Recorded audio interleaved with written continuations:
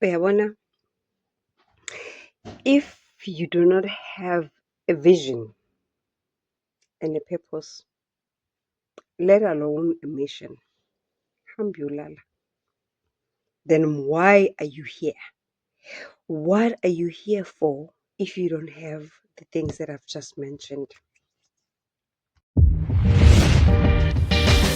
Hello, sanibonani Dumelang, igama uZandi, isibongo umfeka umalwandle lo lwandle kalula lwezibhekane zona sihambela le kude phezulu.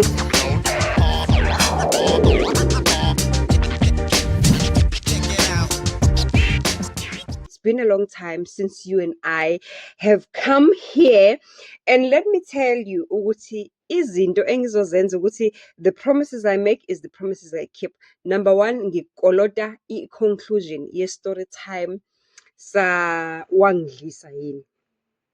What was the title of the story? Wangibamba ngomuthi, something like that.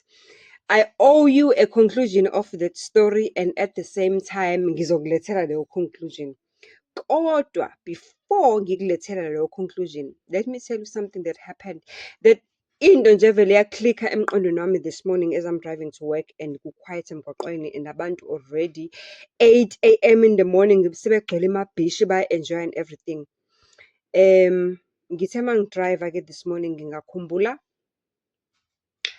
abantu engihlangane nabo kwi-podcast ku-2025. In fact, from the time I started the podcast, I remembered ukuthi kunabantu abafike kumina benezinkinga ezahlukahlukene. Okokuqala, kunabantu abafike beney'nkinga mina self ebengenazo izixazululo zakhona. Kwafika abantu abanye babo abathe befika nga-decide ukuthi no, yabona lesi story lesi angikwazi ukuba nesibindi negila nethambo ukuthi ngisithathe ngisifake kwi-podcast for the mere fact ukuthi sizothola ama-views. Meanwhile, mina ngingakwazanga ukwenza umzamo othile ukwenza umehluko ey'mpilweni zalabo bantu or ukubasiza in one way or the other. Because khumbula ukuthi i-podcast yethu it's inspirational, it's educational, and on top of that, it entertains us. Entertainment is just a complete different side of it. Kodwa ekugcineni kosuku mina nginento ethi before ngithatha isitori sakho ngisifaka kwi-podcast, kubalulekile ukuthi ngicwaninge inkinga yakho, ngiyibone ukuthi inkulu kangakanani or ijule kangakanani before ngibe excited ukuthi sizongenzela ama-views. Before singenzela ama-views isitori sakho, kumele makube ukuthi mina kuqala ngiqale ngenze umzamo okuthile ukuthi ngikusize, because remember ukuthi our podcast is the kind of a podcast that is here to change lives. The lives of the guests and the lives of you, because nawe as umbukeli ekhaya ikhona into othi mangabe isivakashi sethu sikhuluma sixoxa ubone ukuthi nah man, yabona this person has been through back and forth or has been through hell, and the hell I experiencile nami it is my experience. If kungathiwa nginiwa ithuba nami ukuthi ngizohlala phambi kwala makhamera ngixoxe yami indaba, mhlambe eyami could even be worse than indaba yalo muntu lo ayixoxayo. So mina-ke kuyangihlula ukuthi ngithathe indaba yomuntu ngigiye ngethambo ngigiye ngenhlupheko yomuntu ngigiye ngenhlupheko yomuntu, meanwhile mina bengi-in a position ukuthi ngenze umehluko ngayo kodwa ngihlulekile ukwenza umehluko ngayo. Is it fair for me? Because when I started the podcast, I had a very clear vision ukuthi ngifuna ukwenza umehluko ezimpilweni zabantu, ngifuna ukuthinta iy'nhliziyo ney'mpilo zabantu ngendlela ehlukahlukene. And on top of that, umuntu mekasuka kwi-podcast yami fanele afike akwazi ukuthi adlulele phambili naye ayoba usizo kwabanye abantu ngoba uzobe esazi kangcono. Ingakho kuye kwenzeka uthole ukuthi kunama-episodes uthole ukuthi ngihleli nomuntu at the studio, we are shooting the episode and I'm laughing my lungs out, and wena ekhaya uma ubuka uyagxeka ngoba ucabanga ukuthi kungani ngihleka lo muntu eze nenkinga engaka. Meanwhile, I'm supposed to be sad. I can't be sad because you know what? Ngisuke sengimsizile lo muntu, and i-podcast yami, angikhulumi ngawo abanye abantu, eyami yindawo, it's a healing space. Meaningful Conversations with Uzani Vega is a healing space, is an educational space, is a space for growth in every other situation you can think of. So ngithe mangihamba-ke kanjalo ngidriver on my way to work, I thought of all the guests that I've had in the past episodes. Ngacabanga abantu abafikile beney'nkinga ezahlukahlukene, bekhala, bedinga usizo, abanye bedinga umsebenzi, abanye bedinga all sort of things. And mina-ke abantu abafika kwi-podcast yami, they become my family, literally. They just become my family. They will tell you, I have all their contact numbers. I touch base with them. I want to find out how they are doing. I want to know where they are in this life thing. Ukuthi I just want to know ukuthi basizakele ngani from ukufika kwi-podcast. Hence is the reason why kungehlula ukuthi uma ngabe ngikuletha kwi-podcast angikwazi ukukulethela for ama-views ukuthi isitori sakho simnandi or siyadabukisa or sinjani njani njani yabo sizongilethela ama-views. Angikwazi ukwenza lokho ngingakuqala ukukusiza. And today, guess what warmed my heart? Lesi story nizosi-experience nani very soon. Angakosifaki la ngezizathu sokuthi number one, si-sensitive, super sensitive. Number two, sinokuhlukumezeka komuntu omncane phakathi, and there is nothing that ehlukumeza umoya wami njengokubona umuntu omncane who's got a potential for a brighter and a better future, kodwa ngimthole esesimweni whereby ehlukumezeka to a point la esezekhuluma khona nangikhona ukuthi ayi mina sisandile, I even wish ukuthi engathi ngingavele ngivenishe emhlabeni. I even wish ukuthi ngingavele kuphele ngami, abantu bakhohlwe yimi. I even ask myself ukuthi kanti mina ngazalelwani, because impilo yami iyinkinga emva kwenkinga, iyobuhlungu emva kobuhlungu. So ayikho into engizwisa ubuhlungu njengaleyo. So uma ngabe umuntu eza nendaba ekanjalo, ngiye ngithi asifake istop, ake siqale sitholele wena usizo. And into efudumeza inhliziyo yami namhlanje is the fact that ukuthi I'm talking to this young lady that has been through so much. Ngicela ungawasha ama-details because i-full episode is coming up sometime in February 2026. And lo mntana makafika kumina, wafika kumina enenhloso yokuthi ngifuna ukuzo-expose umuntu ongihlukumezile elifini, and lo muntu ongihlukumezile uyisihlobo, uyilunga lomndeni. And okubuhlungu kunako konke sisandile ukuthi everybody else around me, including my mother, including everybody in the family, bayamvikela. Ngathi kuyena mangabe efika nale ndaba ngathi ayi asime kancane, asingayi on camera nale ndaba, kodwa into ekufanele masiyenze ake sisebenze on the background and find out ukuthi how do we help you ukuthi uthole le support oyidingayo e-emotional, e-physical from the people, abantu abasemndenini abahlulekayo ukunikeza yona. How do we help you get that support before sikuletha kwi-episode? Because uma sikuletha kwi-episode sifuna ukuletha umuntu ohlekayo, sifuna ukuletha umuntu onqobile, sifuna ukuletha umuntu onestori se-past rather than the present. Sifuna ukuletha umuntu ongasakhali rather than umuntu okhalayo. You know what? When I sent her a message this afternoon, I just said, ngicela ukuthi uziphathe kahle kulesikhathi sama-holiday. I-festive iqalile, siyabona emabhishi kubhizi, kuyaphithizela, abantu bayaphuma bayangena.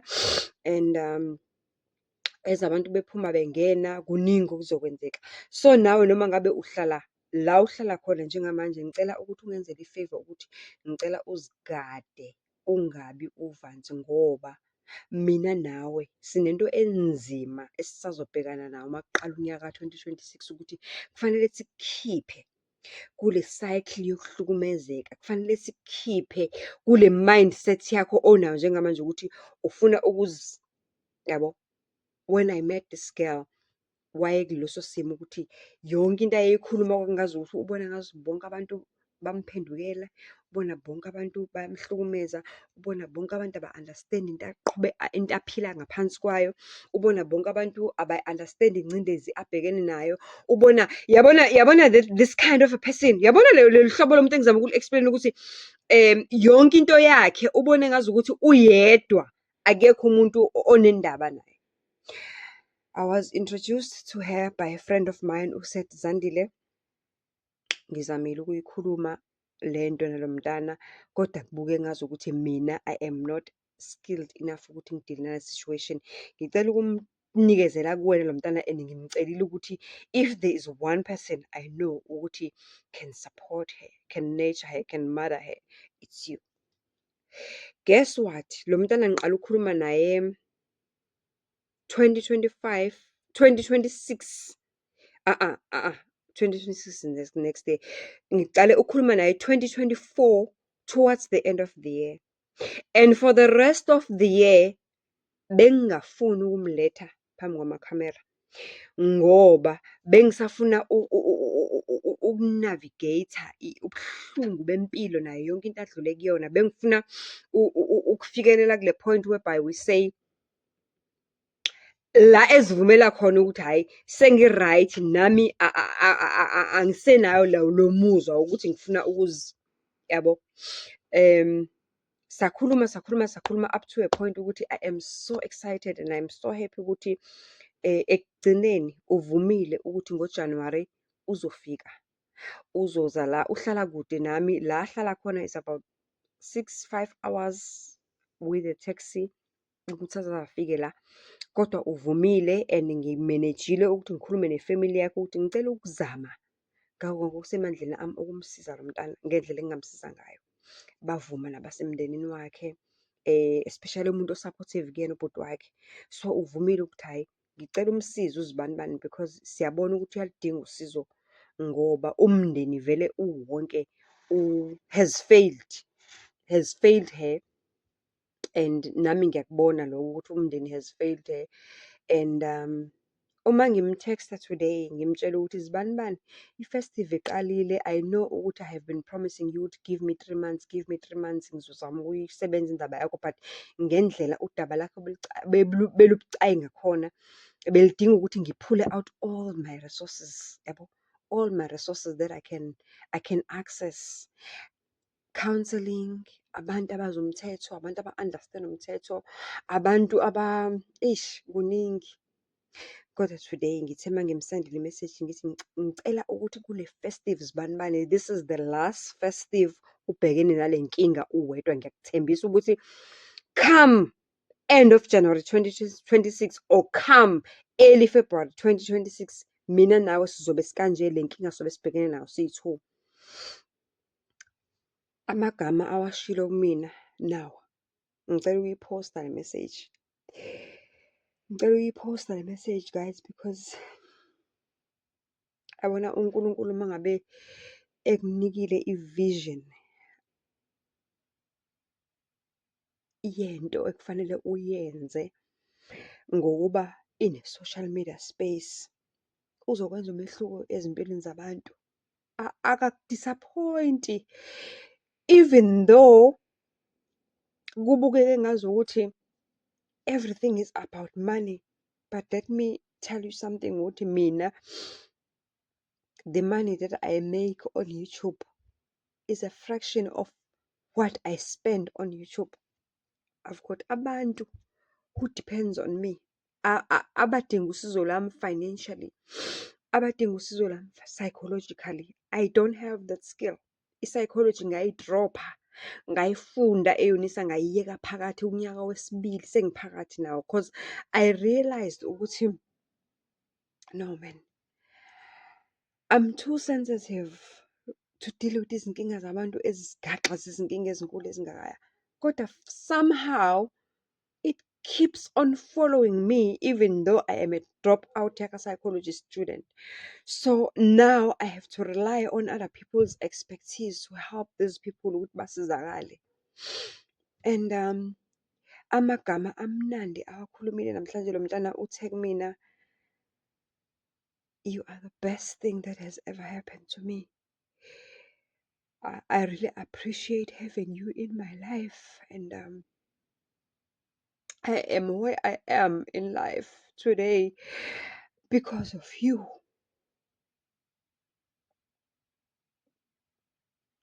And to think of the fact that ukuthi how many times have I spoken to this girl ekwi-mode yokuthi ufuna ukuzibulala, ufuna ukuthatha impilo yakhe. Angazi ukuthi zingakhi izikhathi where I've had to drop everything that I was doing. Ngimncenga, ngikhuluma naye, ngizama ukumenza ukuthi a-understand ukuthi empilweni akekho yi-one. Bakhona abantu abamzwisisayo, bakhona abantu abam-understand-ayo ukuthi udlula kwi-ini empilweni. Guys, I want to tell you ukuthi ayikho into engizwisa ubuhlungu njengokubona umuntu omncane, a young person suffering, and I am in a position to assist. I drop everything. And abantu abaningi, they have a perception yokuthi kusho ukuthi I am moneyed, I've got all money in the world to help these young people or to reach out to people that need my help. But let me tell you, I don't. The only thing that pushes me to do the best that I can do to help is my passion, is my heart of wanting to see a South Africa that is free of abantu abahlukumezekile. And that is because I myself have been in the position where I felt like I was trapped in a box. I was trapped in a cage. I was abused, belittled, put down. My self-esteem was zero. My self-confidence was non-existent because of somebody who came into my life and said, I love you. And when I finally find indlela yokuphuma out of this situation, I swear to God ukuthi uNkulunkulu wami uma ungangisiza ukuthi ngiphume kule situation, on my mother's grave, I would do anything that I can to make a difference to people who feel trapped like I was before. Hence is the reason why you will see some of njengamanje podcast ngiyivalile. It's December. The crew is on leave from the 12th of December. You won't see any new episodes, but ama-story times azoqhubeka, and I'm gonna do my life journey with you. I think and I believe ukuthi now it's the right time for you to understand ukuthi why meaningful conversations with Uzane Mfeka. And why should you understand what meaningful conversation with Uzane Mfeka is different to any other podcast that you have watched, because it's here to inspire, to educate, and to entertain. And on top of that, it wants to change perspectives, mindset. It wants to touch your life in a different way, you know. So watch out for my life journey, which I am going to share with you from start to finish. Maybe you will support this channel better when you know the vision behind it. And on top of that, I just want to thank you for being here. I want to extend my love and my appreciation to you, Uti. You are here you expect to laugh at times. We are sad together at times because some of the stories we receive from the DMs are sad. You expect our emotions, it's afana ne-roller coaster. Kodwa as much as efana ne-roller coaster, ungakhohlwa ukuthi sifuna ukushintsha iy'mpilo zabantu, one soul at a time. Sifuna ukuthinta umuntu ngamunye ngamunye ngamunye o-trapped. And watch out for the space, because I'm yet to formalize this platform ukuthi ikwazi ukuthi ibe indawo whereby people can officially or can comfortably come and seek for help. Because ngiyabona ukuthi baningi abantu abangidingayo, and okwenza ukuthi ngibone lokho is the amount of DMs that I receive. Amanye awo ngiyawaziba because I want to pray about them before I can actually tackle those problems. Amanye wawo ngifuna ukuwasolva on the side before I can come back and shoot a story esinokunqoba phakathi, esine-victory phakathi. Amanye awo ngiyabona ukuthi apha ngaphezu kwamandla ami, akhona ngaphezu kwamandla ami engiye ngithi uma ngibona ngithi, God, why did this person didn't even decide to DM intuthwane efana nami? Mina, who am I ukuthi nginganamandla okutakula lo muntu esimweni abhekene naso? Kodwa-ke we don't know. Who has known the mind of God, who has lived in the mind of God and understand its doing? That's what the word says. Kodwa-ke, nonetheless, you and I, let us connect on my life journey, up close and personal with me. Let us see what that is going to bring to you and how are you going to relate to it. And remember, if you have got a story to share with us, don't forget, DM me on Facebook, on YouTube, on TikTok. I am here for you. I don't want to say your guardian angel, but I'm your big sis that understand what is happening in your life. I'm a big sis that gets you. You know, that big sis that gets you. I got you. I really got you. And yeah, and I want to thank each and every person that has ever been into meaningful conversation with Uzane Mfeka and shared istori sakhe. Noma ngabe besibuhlungu kangakanani, noma ngabe mina bengenawo amandla kangakanani ukuthi ngimtakule or ngimsize kuleso story. Kodwa I know ukuthi somebody has got a job because of this podcast. I have saved a life because of this podcast. Somebody was about to alive themselves because of this podcast. They are still alive even today. I know ukuthi khona umuntu owafika la kulo podcast exakekile, engenawo ngisho umsebenzi, engaze uzothatha ini ahlanganise nani, kodwa today lowo muntu unomsebenzi, lowo muntu unethemba elisha, lowo muntu uyibona impilo in a different perspectives, lowo muntu ungibulelekile empilweni. Because why? We are saving one soul at a time. Know ukuthi ku-2026 we are gonna be here doing greater and better. And I love you. I love you for being here, supporting this, for seeing the vision, because I've always thought that I'm a very vague person who ongakwazi ukusho into iqonde. I'm more like a poet. I'm poetic in my speeches and talking. So it's very few people who has got to understand what this channel and what this podcast is all about.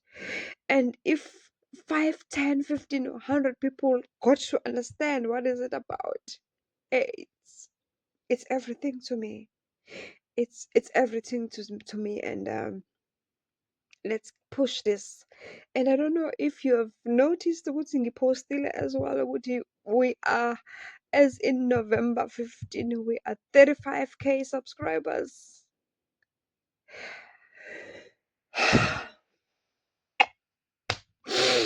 Kukhulu kumina ngoba I know ukuthi i-content e-educational ave kunzima. Ayikho into enzima njengokuphusha i-content e-educational like this podcast. And I know ukuthi umuntu ula because u-understand i-vision yami, ula because uyangizwisisa ukuthi ngithini, ula because uyabona ukuthi ngiyaphi, ula because naye some of the stories esizixoxayo la, or some of the guests that we've had on this podcast has changed her life or his life. Mntana sekhaya, ngiyakuthanda. U-2026 ngicela ukuphathe kahle. Ngicela ukuthi uziphathe kahle nawe ngamaholidi, unciphise ukuba uvanzi emgwaqweni, unciphise ukuba uvanzi ey'ndaweni ezi-wrong, and wenze sure ukuthi ku-2026 siyaphinde siyahlangana futhi, sismayila, si-happy, sinje noma sikhala because we are emotional of the things that has happened in 2025. And when you start something, you really never know how people are going to receive it. You really never know that you are claiming ukuthi you are touching people's lives. You don't really know if ngempela ikhona impilo yomuntu ozoyithinta. So forgive me for ukuthi ngintetemele today. It's unintentional, but it's purposefully driven podcast that is within the Meaningful Conversations with Sande Fair. I love you so much. Let us meet again, healthy and safe and happy in 2026. I promise you, I'm going to keep the story times coming throughout December, and they are going to be something to laugh about than to cry about. I love you.